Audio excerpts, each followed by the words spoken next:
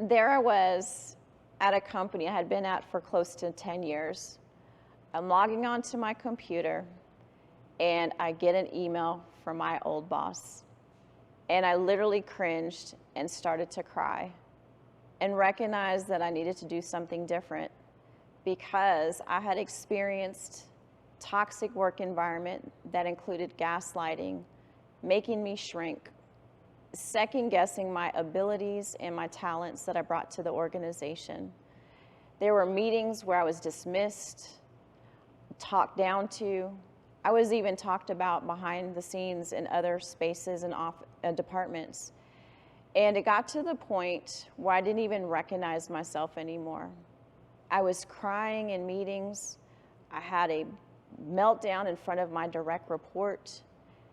And it was sad because my direct report actually asked me or commented why it took me so long to have a meltdown, because she was privy to the behaviors of this particular leader and was witness to all of those things that I had experienced. And so after a year, I had to make a choice. What was I going to do about it? I had went through all the normal processes and policies of reporting it, taking FMLA, but then I remember logging in after being absent for several months. I couldn't do this anymore. I had to actually choose myself, choose me, and being healthy and not crying. It was showing up in all areas of my life, personally with my son, my family, and my friends. I was unhappy.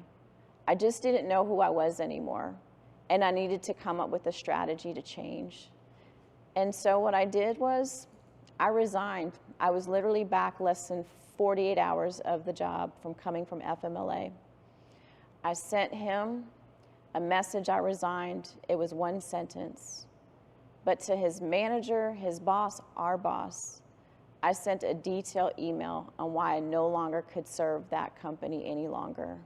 I had to choose myself and advocate for myself and make a choice. And so I did. I left. I chose myself, and I wrote a book about my experience in order to help others. And now I actually coach others in that area to choose themselves, to advocate themselves to thrive.